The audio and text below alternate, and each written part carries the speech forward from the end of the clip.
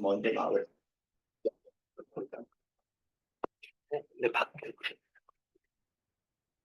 Yeah.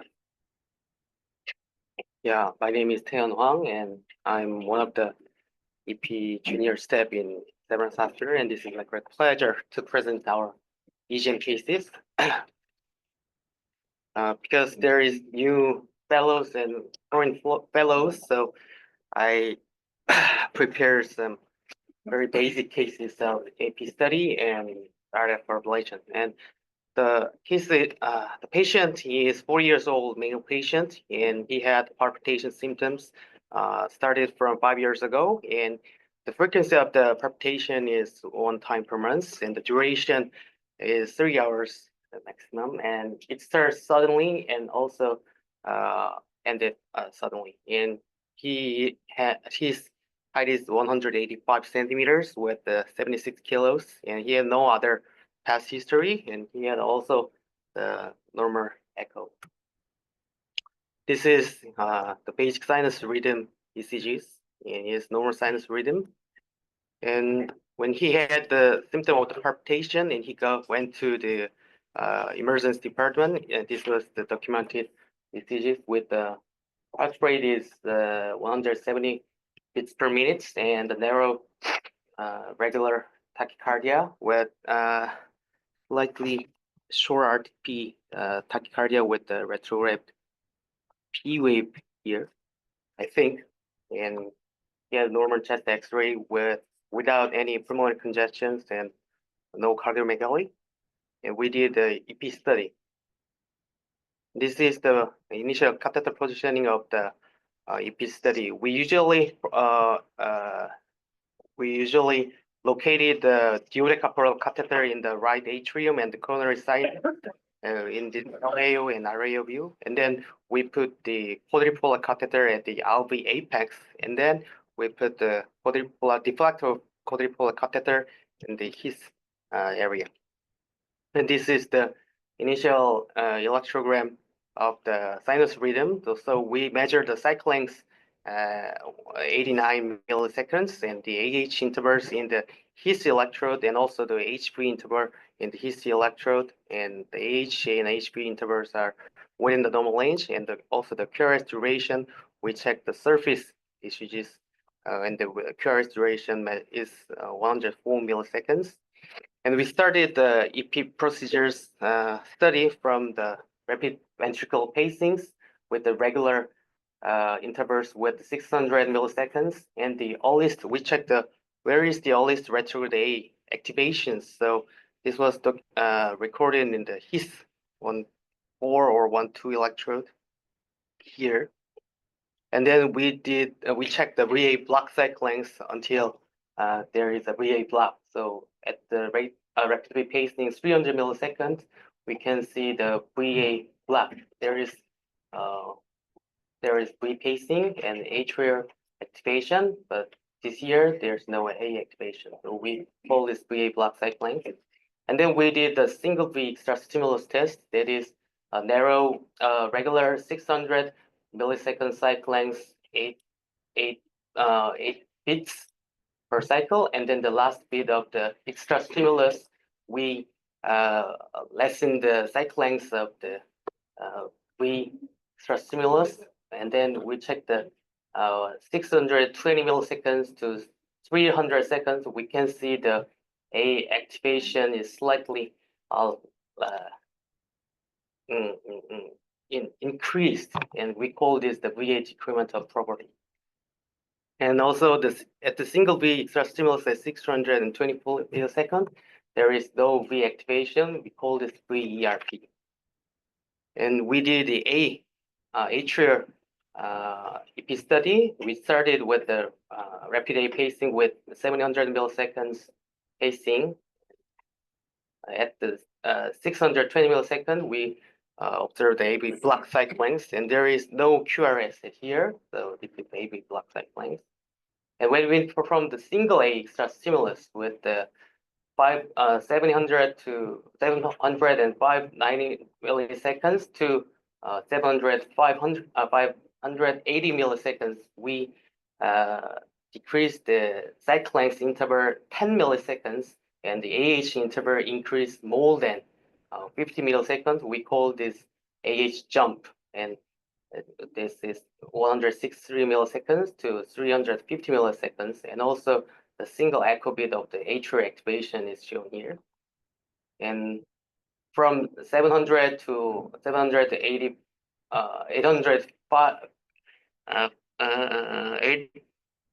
580 milliseconds to 300 milliseconds, we saw a very wide range of single echo jump.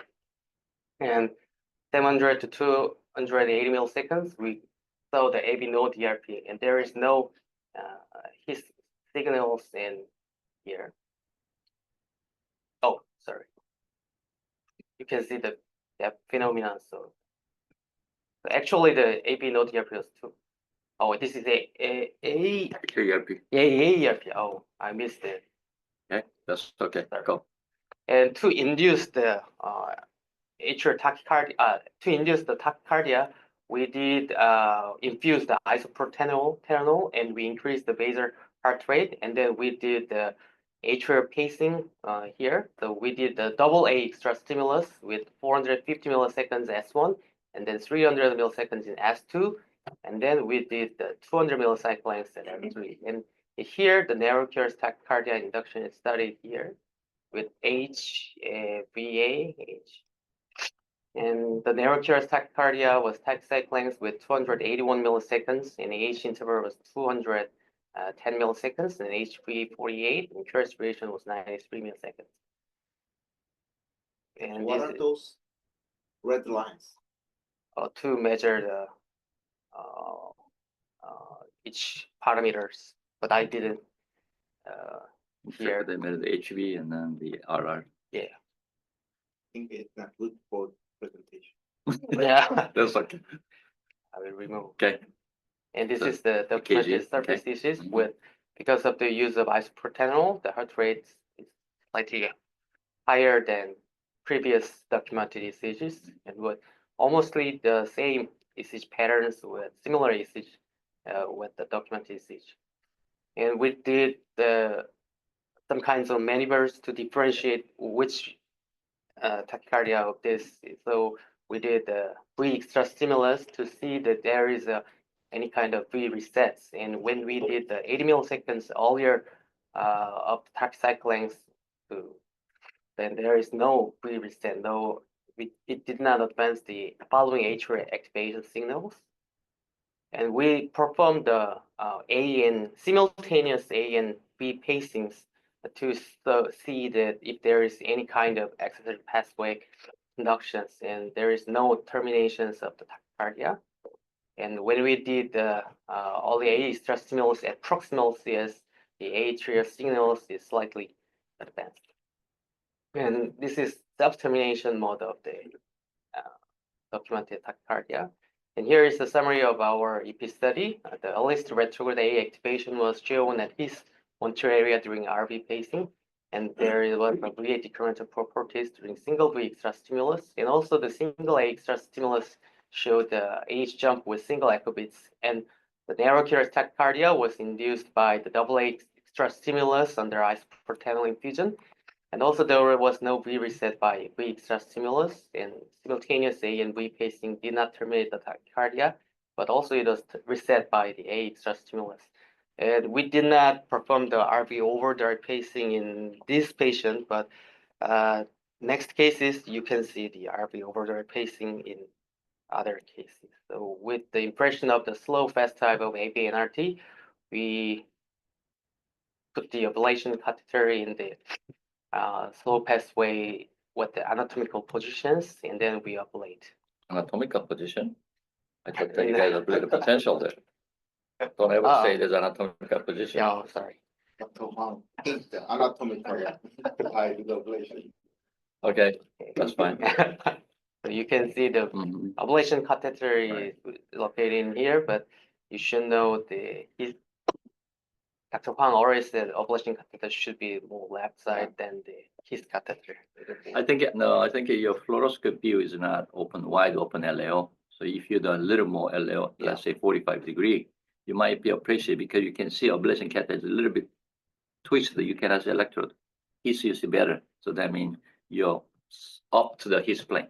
That means probably more left side, but you can appreciate. So next time you can rotate it. More rotate Yeah, LAO. your cine floor a little bit more stiff LAO, then you will appreciate that better.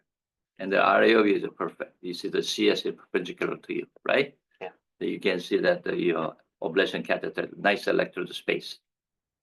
So you know it's subtle.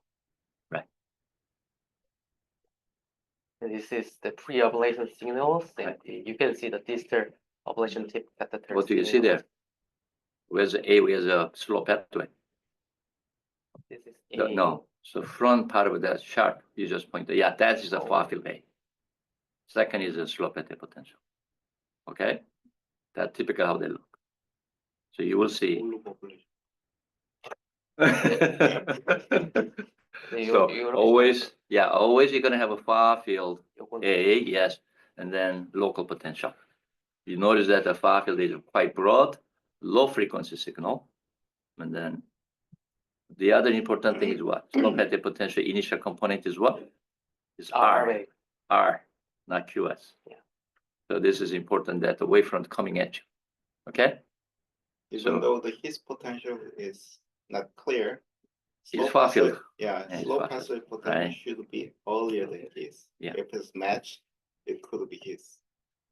Oh, well, be careful. yes, but then if you want to do correct, then you want to adjust your his catheter before you ablate, make sure that the timing. But not always the slow pathway potential going to be earlier than his bundle potential. There's a patient, exceptionally slow conducting slow pathway, can be even after.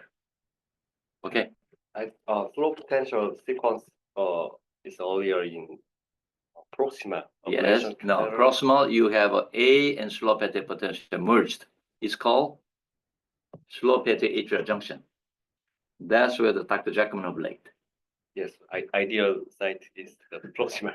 So no, it's not a proximal. The reason is that the sharp potential that you see inside various layers proximal, that's a slow pathway potential. You see that? But then your slow pathway potential and that site is probably merged together. If you want to ablate that, you got to make sure that's a slow pathway potential. Then you need to do maneuvering, pacing to separate two out. So then you have additional catheter in that region. So you have to pace, see whether you can dissociate that too. Okay, that's too much hassle, too much work. So that's why we ablate a little more proximal to the node. And Hasage potential, the slow pathway potential will be negative, like a teardrop, further up north. So Hasage experienced that if you look at his paper, Circulation 93, he had a 2 heart block during the Xavier series. So we don't recommend that you guys ablate negative slow pathway potential. Gotta be R, okay? So that's something that you need to look for. That we'll discuss in detail about AVNRT, this business. Okay. So you're successful. Junction rhythm, yes. During the radio frequency Yeah. ablation, we saw the junction rhythms. And however, after some kind of booster radio frequency, when we performed the single extra stimulus, there was still age jump with the single echo beats. Yes. And we relocated the ablation catheter. Now in the Looks right better. position. Look at the catheter Yeah. position now. Your ablation, the left side of his, do you see it? His bundle catheter in your ablation orientation. Your ablation is more posterior, subtle. Yeah. Right. That's what we call sweet spot of AVNRT. Okay. 5시 30분. Okay. Five Very minutes. good. So here is the pre-ablation signal of the ablation potential. You see the slow path. Great. Okay. And also we can still see the junction rhythm during radio frequency. However, there was also the single echo bits in the AA extra stimulus, but there was no induction, even though we infused the isoprotanol. So we finally induction 된 거 아니야? Looks like induction. Isopro. yeah, it's under the isoprotanol. So how do you differentiate the junctional Junctional rhythm. junctional acceleration versus the recurrence of wave, and how do you differentiate? We can differentiate by the atrial activations and HA intervals. So the sequence is slightly different from the documented side. Yeah. Sometimes it's very hard to see in the lab after the slow PET ablation because you insult the muscle there. All patient may have automaticity from anterior area of your compact node, which is HCF4 channel mechanism. You can have a junction, automatic junction rhythm. Sometimes it looks similar to the AVNRT. So let's say that your junction rate, tachycardia induced by isoprel pacing, 110 beat per minute. What you do, you pace 10 milliseconds faster than that rate on an HRA. So see what happened with the gradual progressive fusion or not. So if you have a continued fusion terminate, that is a probably automatic tachycardia. AVNRT, not going to bust. Okay? Because AVNRT does not require your A or B, nothing to do with that. That's the mechanism how you approve it. Okay? So Another point is if you look at the surface ECG, first morphology is a little different. Also, the junctional rhythm is mechanism automaticity. Right. So, and the AV node reentry is reentry. If you test the pacing protocol, if it is reproducible, it could be the reentry reference away. And S2 not stimulate the atrium. that's correct. Because not capture ERP, right? So basically, you have a long pulse dependent trigger. That's what he's saying. Okay? Because your PP interval is longer because it did not capture. Last paced to the next junction rhythm, much longer than you're driving. That's one. Okay? So that's what it's a good point. Okay? All right. Okay, you finished it quick, looks like. Here's the Ken, I final. have a question for you. At the basic EP study, this patient has quite long AV node, the AV block cycle length, Yeah, right? But the AV node ERP is pretty reasonable. So how can you explain it? And how will you ablate without scaring? I think this could be the patient's feelings of nervous, also the tone of the parasympathetic tone. So I will explain you are okay, we are in control. So, and then we use the isoproteol to shorten the age AV node ERP. And then I will check the induction and also the ablation. So autonomic neural activity. Yeah. So Dr. Wang, Okay. if we see the very long fast pathway ERP, All right. in such cases, sometimes after slow pathway ablation Shorten. is shortened. Absolutely. But how do you differentiate? Is it really fast pathway disease or the electrotonic conduction or Yeah. autonomic nerve activity? I think you have, that's what the reason before you ablate AVNRT, is important to give isoprel, small dosage. Now, there's a catch here. Jackman's lab, they will give isoprel, not 3 mic, 1 mic right off. They start additional increment 0.5. Okay? And they gave a 5-minute each step. That's why they said take so long. Then isoprel infusion protocol, they take a 30-minute. Infuse, pull down. Just isoprel infusion. So they see progressive response of fast pathway, also the slow pathway. They actually have a chart, graphic, this guy drew. Okay? There's such a detail. There's one way to do that. The other one is that, you basically change the patient's conscious level. Sometimes you give sedation, right? Even 0.5 of midazolam will patient calm down. Wake the patient up. It does. That's another way we manipulate. So that would be autonomic influence directly affecting the node. But I think a physiologic sense makes sense because documentation of a long slow pathway response fast pathway ratio, I think that is something that you want to know. And this patient may have a multiple jump, actually quite significant prolongation. Since we have young fellows, new fellows here, Koreans and then Mongolian fellows, go to your first slide. Let's go just review quickly because we won't make a too long comment. Okay. So you have that's what, first slide EKG. Okay, you have a sinus rhythm ECG, and then next tachycardia, right? So you don't know where the P wave is, or we try to compare with side by side your 12 ECG and tachycardia ECG. particularly looking at the end of a QRS complex. There's additional deformity. This patient have a B5 has very deep S wave notching there. And also you have in inferior lead a little bit. So you compare the, go back to sinus rhythm. Yeah, you see, does not have that much deep S wave. So then you know that QRS change, then must be something else in there we had talked about before. So that's also area that you look for.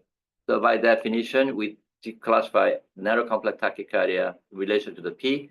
Short RP, long RP, simply just dividing the T wave, okay? But that is just the classification, nothing meaning. But just other than the tachycardia circuit mechanism. Okay, go to next. So chest X-ray is important. Why? Because you want to decide what type of catheter you're going to place this patient, and then how are you going to prepare this patient. Also, anatomy will tell you how the tricuspid annulus hang. They're going to be the lateral side, the vertical. This patient going to be more vertical because of long heart. That means his bundle to the tricuspid annulus, potential slope at the annulus is going to be a little longer than usual. So you're not going to have too much trouble, except from IVC to the tricuspid valve going to be short. Therefore, you don't want to use a very long catheter, for example, ablation mapping catheter. That's what they mean. So chest X-ray evaluation for EP study is an essential part of your evaluation.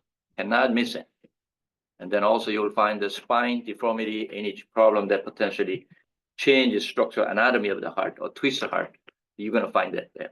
Or obviously you can find an exam, physical examination. Okay, next. So EP study, you have a his bundle catheter nicely done. Now, go back. Is that RB catheter placement matters? Yes, it matters. Okay. If you want to interest know AV node or conduction pattern, all that, maybe you may want to put a higher septum, mid septum. Then you favor for the conduction to the right bundle, and then you're going to put directly input to the AV node.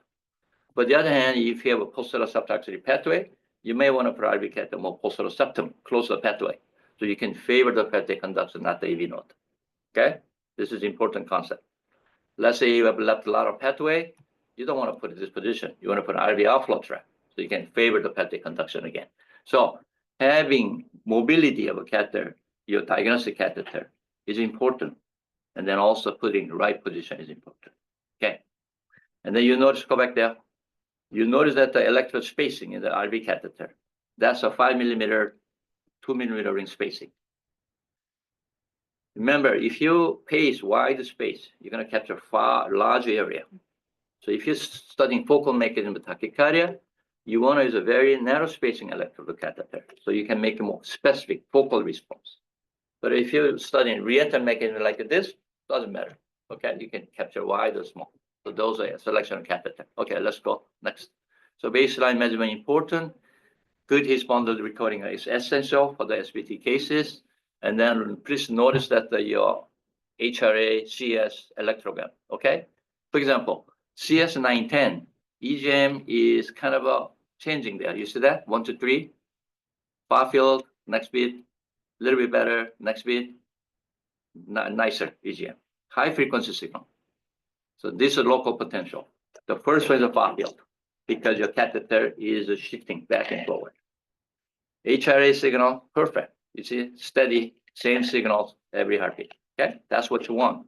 You don't want that CS EGM. Got it? Next. B pacing is important. Go back there. Just one before that. Okay, now go back. First one or next one. Okay, this is B pacing. V conduction, you have to look at the pattern. Which one conducts first, septal A or CS?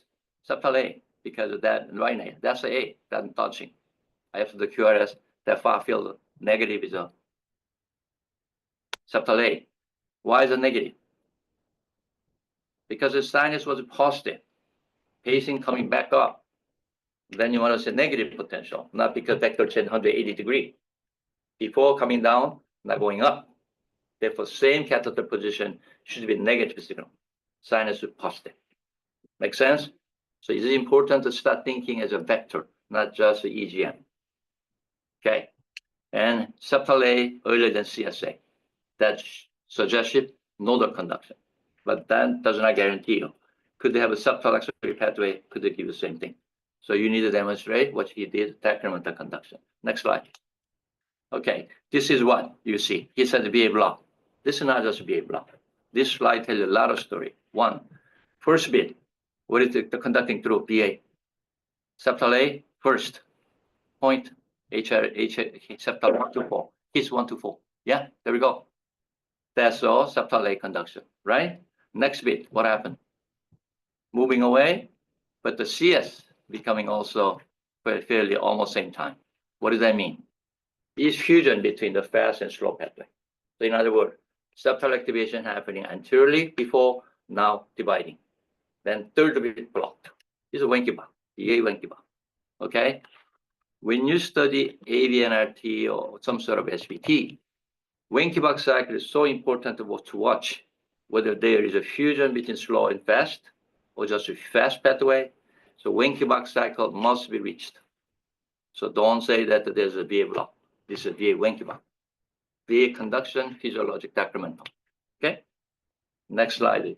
Keep going to the anterior. AV, you saw also the AV Wenkiba. Keep going. The decremental, that all looks good. Okay. Keep going. Yes, sinus. Next one.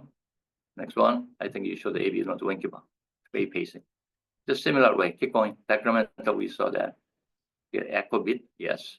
So, fact is that when you see antegrade retrograde conduction of a slow fast pathway dissociated during the Wenkiba cycle.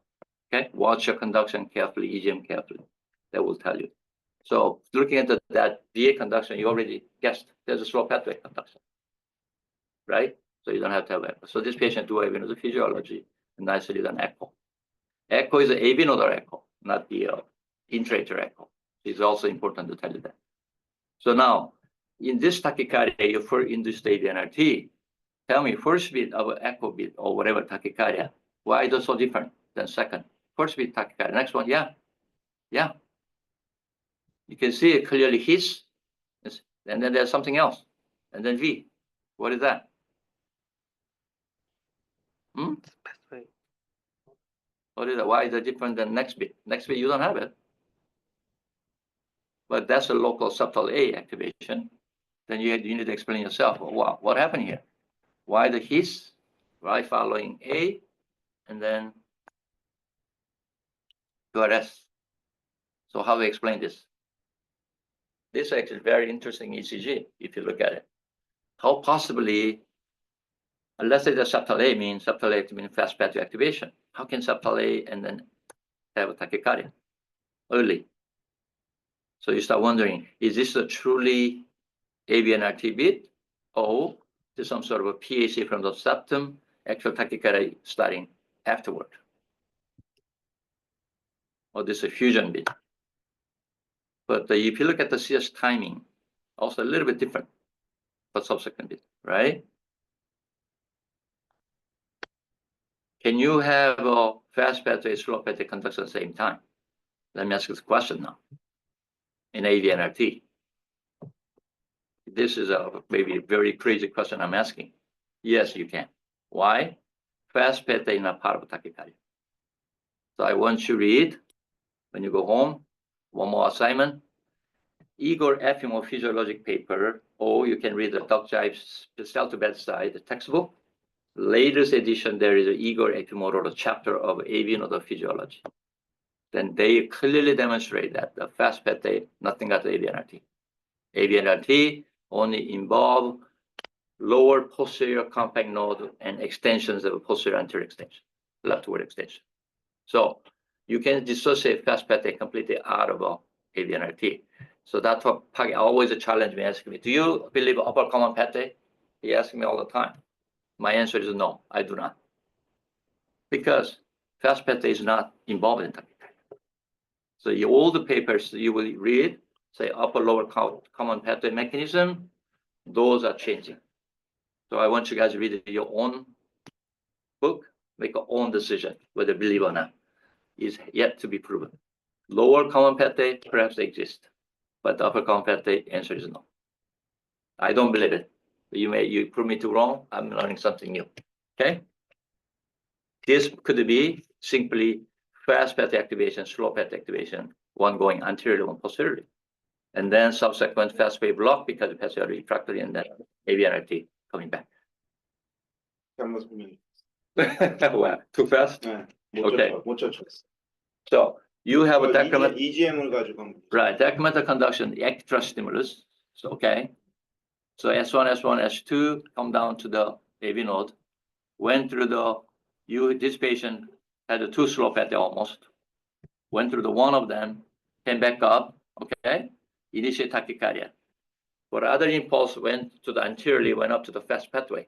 That gave you septal A activation, okay? Make sense? Okay, coming down, slow pathway, okay? There's a two slow pathway in the fast pathway.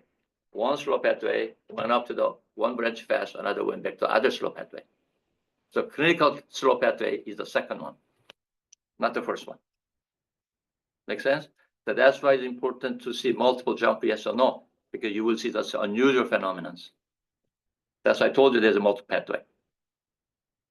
Now I understand. Good? What you say. Yes. So if you look at his 1, 2, polarity of A signal, no, not next one. Next one. It's same to the previous, Right. yeah, 앞에.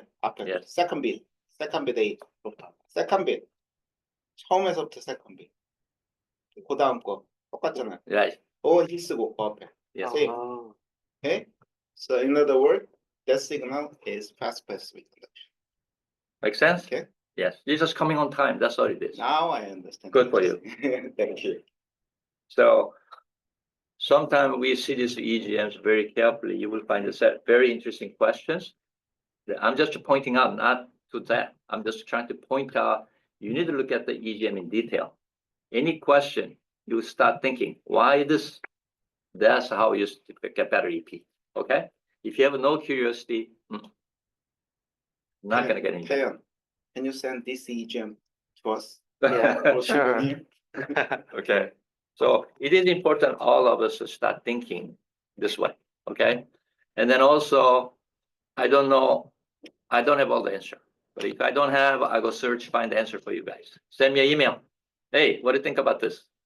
I do that all the time for foreign fellows. I get average about 5, 6 EGM every week from Cambodia, from Mongolia, Myanmar, my fellows. We go through, discuss it. Okay. Dr. Joe asked me yesterday during the procedure, so what is the usefulness of long sheaths during the AV node reentry ablation? Okay. Catheters, you have to think of this way. Your catheter groin puncture, you have to go through the long way to reach the heart, right? And then you're hoping that you are manipulation in the groin, poking around, that responds to the control of the tip, right? With that long antenna effect. But you have to think about it. First of all, your course of a catheter is not straight. Why? You puncture femoral artery, let's say cut the body in transection, what happened? Go down to the pelvic vein, iliac vein, turning around, coming up retroperitoneally to the IVC, and then coming back into the cavitary chest cavity. If you expect that your catheter is gonna move the way you want, one-to-one response, wrong answer.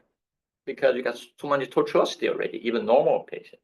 Imagine patient have a tortuous vessel, a spine, even worse. So if you want to control that a little bit more precise, you may try to make that blood vessel straight, but it's possible, putting a long stiff sheet. Then you gotta retain the space where you can control, okay? Especially when you have a curved sheet, not the straight one, because you can use a directionality, moving sheet plus catheter. Then your control contact will be better. But also downside of that, pediatric kids, if you put a long sheet, you bump around the catheter, you'll cause heart block because the AV node is so superficial, so thin. So if you had the AV NRT case, this one done without the sheet, but if you have a trouble manipulating, trouble stability, then you may consider long sheet, okay? And there's a sheet that we use, have a two type of sheet. I need to know. One, braided sheet, non-braided sheet. Braided sheet has SR1 sheet has a blue tip, non-braided has a white square. Okay. Different. So you want to know that. Also for first year fellows, highly recommend. I want you to grab a diagnostic catheter, ablation catheter, contact sensor, all this irrigation catheter. Cut the catheter, take a look at what have inside your shaft. It is educational. Why? As you diagnose the catheter to the ablation catheter goes on, stiffness gets worse. That means stiffer. That means you can do a lot of damage mechanically. It is important to know what you're dealing with. Also, you will notice that the inside, when you go inside the ablation catheter, they're going to be almost this piano string kind of a metal wire inside. So you imagine, oh, I'm going to stick this thing to the heart. Okay, will give you a different perception of a view of the catheter. So number of electrode increases, number of tools increases, catheter will be stiffer, easier to manipulate, but also do more mechanical damage. Softer, thinner the diameter, less electrode will be softer. So that's why key that we use a minimum number electrode and a small French catheter. Although 6, 7 French, 5 French, it's okay. But softer the catheter, harder to manipulate because too soft, because all this tortuosity, then you have a hard time putting each bundle catheter. So there's always plus minus. And you need to balance those things and think about what you do. Okay. If you guys are interested in doing that, next week I'll be working with a foreign fellow with a catheter. After the EGM conference, next Saturday. If you join us, we'll go over this. And then I'll be discussing vector conduction, EGM patterns, all that with them. Because that's essential part of ablation EP course. So I give a lecture to all my fellows. If you want to come, but I'll be speaking English, not in Korean, okay? Okay. Thank you.